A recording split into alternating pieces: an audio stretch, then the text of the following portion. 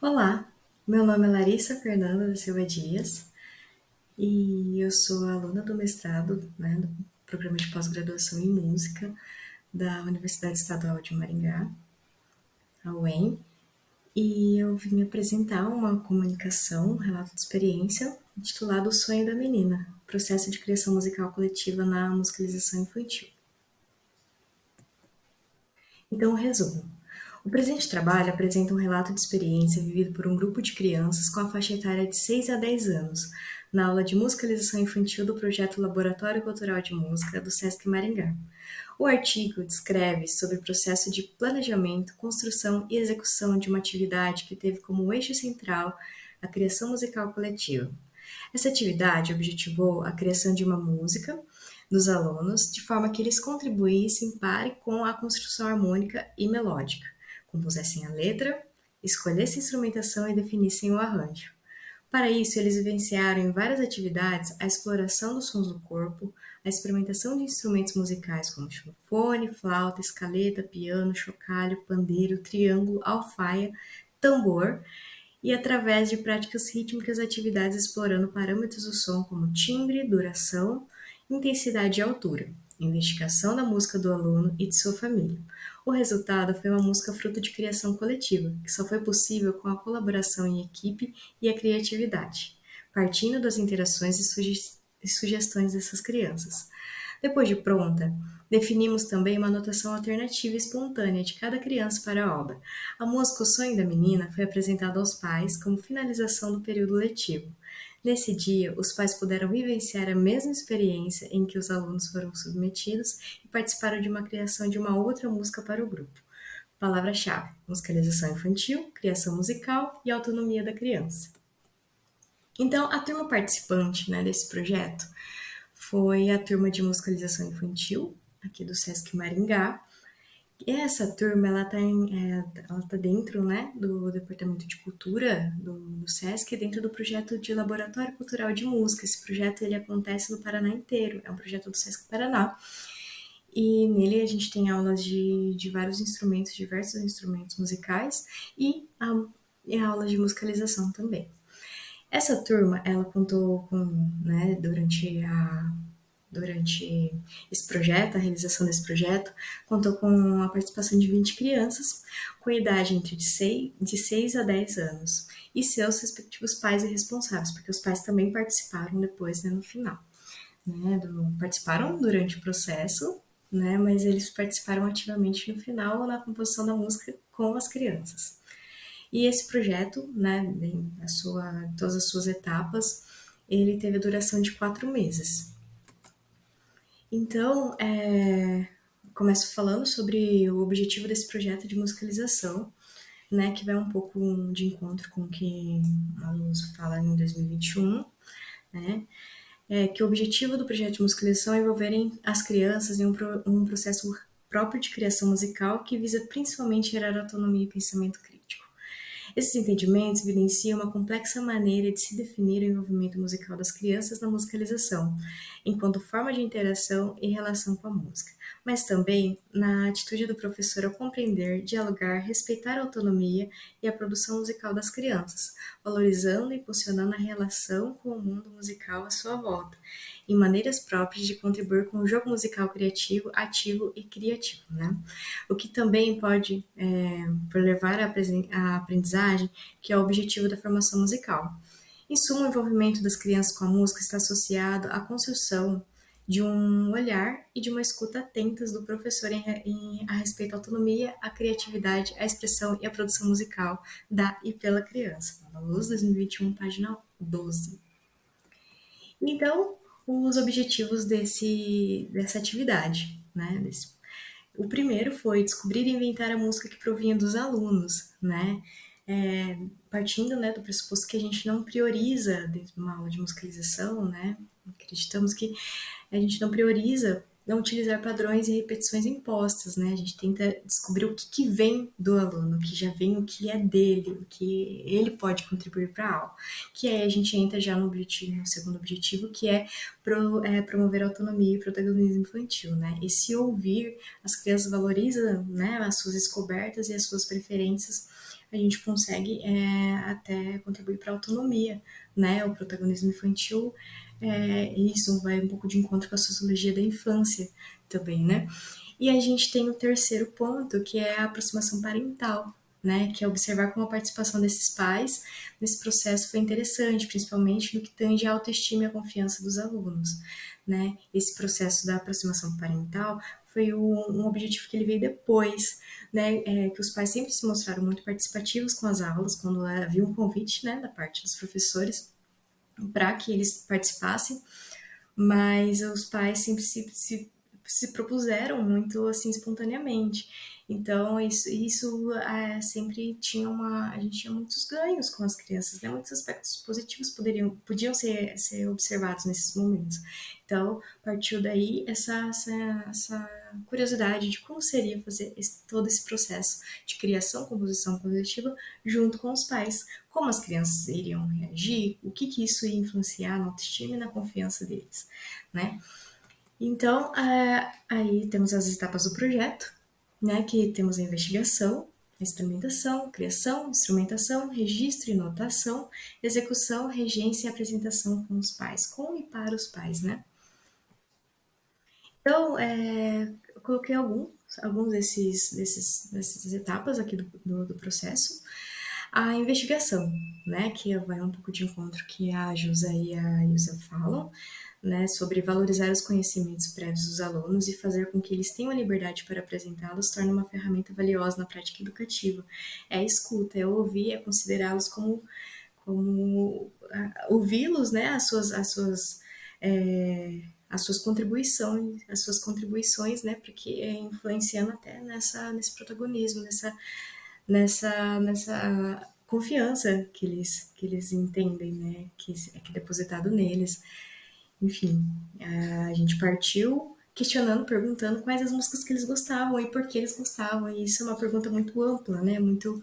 E a gente começou a descobrir as músicas, não só que eles gostavam, mas que a família gostava. E aí eles começaram a trazer essas músicas e a gente começou a experimentar essas músicas, descobrindo, procurando coisas que a gente estava estudando dentro dos parâmetros do som, dentro dos ostinatos rítmicos e melódicos que a gente estava fazendo, praticando na sala. Aí a gente foi identificando, os alunos foram identificando esses ostinatos e esses trechos, esses recortes dessas músicas, e a gente começou a tocar, a reproduzir com sons do corpo, com palitinhos, com papéis, e depois a gente começou com alguns instrumentos, né, como a flauta, a escaleta, o xilofone, tambor, enfim. E nesse momento a gente já começou com uma criação, né? Porque os alunos começaram a extrair um trecho de uma, um trecho de outro, e eles começaram a montar as suas sequências, né, de sons, o que eles queriam, e eles já começaram a entender que aquilo era uma nova composição, aquilo era o resultado de uma escuta, né, o resultado de um entendimento que eles tiveram a partir das músicas que eles levaram. E aí começou o questionamento: será que a gente pode fazer mesmo sendo crianças, né? A gente consegue fazer música, né? E foi um questionamento real de um aluno. E eu falei: será? Vamos descobrir. Será que a gente consegue fazer música de verdade? Uma música que a gente criou desde o início? E aí a gente começou esse processo. Então, rolou essa experimentação.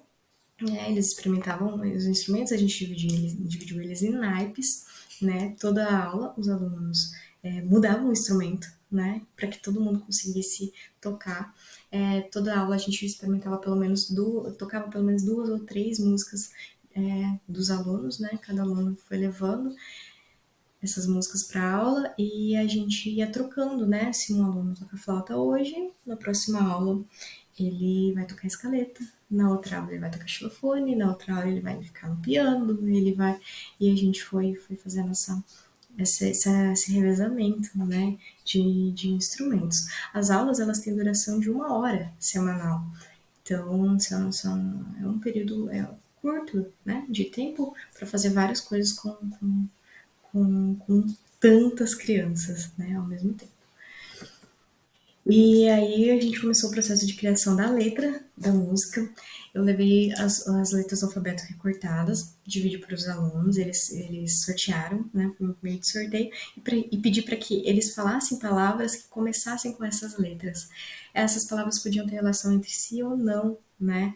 E só que, como a gente estava no momento de Copa do Mundo, no ano da Copa do Mundo, e só se falava de futebol, os alunos também, né? Os alunos, eles as crianças estão inseridas nesse meio, né? E eles começaram o N com certeza foi o Neymar, né? Então eles começaram a dar mais cara para dar essa cara com esse tema de futebol para música.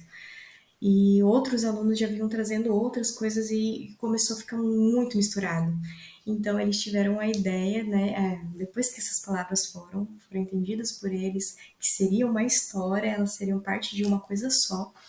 Eles tiveram a ideia, né, com a mediação dos professores, que isso tudo não, todas essas informações contidas nessa história que partiu das letras, que partiu, né, dessas palavras que os alunos escolheram, essa história seria um sonho que um menino teve. E esse menino teve esse sonho no avião. E eles acharam incrível, porque no sonho pode tudo, né? E aí a gente começou a definir a instrumentação, que a música não precisava ser só cantada, ela poderia ter instrumentos, e a gente testou ela só instrumental também. E a gente fez uma votação e entendemos que a turma, as crianças não queriam que essa música fosse só instrumental, ela teria que ser cantada, e cantada por todos. Então a gente criou, eles criaram o arranjo, né, com cada parte da música com um instrumento diferente. O registro e a anotação, né? Na primeira foto a gente tem o registro da aula, o que eles fizeram, quais instrumentos que eles reconheceram, e quando foi a gente começou a anotar essa música, né? Começou a registrar essa música. E a segunda imagem, eles começaram a registrar as notas musicais, os ritmos, o que cada um tinha que fazer no seu instrumento. Então, eles poderiam usar símbolos que eles conheciam, desenhos como a da aluna ali. Ela colocou corações e cada nota foi representada por uma cor diferente, de canetinha, mas eles ficaram livres para fazer esse registro, essa anotação. Depois, na terceira imagem, a gente tem ali o registro, né, dos acontecimentos da música, né? Os acontecimentos, o gato, o jacaré, o helicóptero, né? E depois na quarta imagem eu achei interessante a gente levar a notação tradicional para eles, né? E que eles conhecessem e vissem essa música, esse tipo de notação que eles alguns achavam que era música de verdade, e eles entenderam que não é, ao final desse processo, que a música de verdade é a música que eles fizeram, né? E isso é só uma notação, essa é só uma forma de escrever.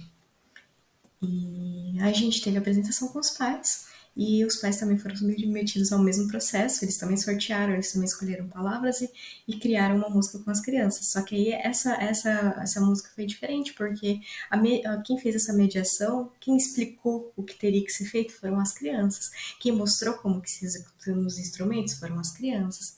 Então, isso foi muito importante, essa troca, né, com os pais, essa aproximação. E durante esse processo se destacam algumas surpresas, né, que é a empatia dos alunos. A gente tem dois alunos que têm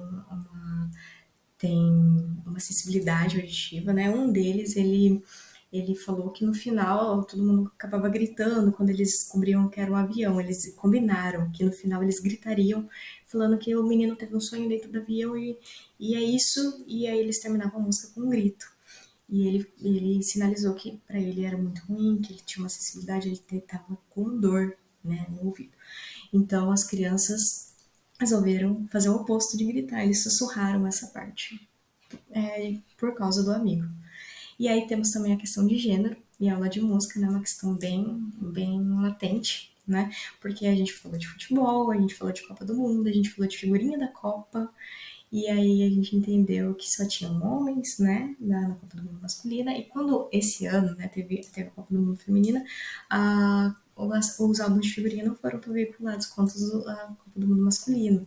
E alguns meninos falaram, mas menina não pode, menina não tem na figurinha. Eu falei, mas na nossa aula tem, né? Na nossa sala tem, porque mulheres e homens, meninos e meninas, eles podem, eles são diferentes, mas eles podem as mesmas coisas, eles podem tocar as mesmas coisas, eles podem fazer as mesmas coisas, eles podem jogar, eles podem gostar das mesmas coisas, por que não? Então a gente fez nosso álbum de figurinhas, os nossos craques, né, da musicalização, e a nossa conclusão. E a partir desse momento, as meninas, uma menina falou, e por que não pode ser um sonho da menina? E a gente fez uma votação novamente e o sonho da menina ganhou. Os meninos falaram, não, pode ser uma menina ou um menino. Então, isso não tem diferença, né? E a conclusão, que ao longo desse processo de criação musical foi possível observar algo muito importante, o protagonismo infantil. Dar espaço e liberdade para que as crianças explorem, experimentem, expressem suas preferências contribui para uma construção de suas autonomias. A autonomia da criança é uma parte importante do desenvolvimento social, cognitivo e emocional, pois a partir da oportunidade de tomar decisões por si mesmas desenvolvem pensamento crítico, autocontrole, além de reforçar a sua individualidade, autoestima e senso de responsabilidade. Obrigada.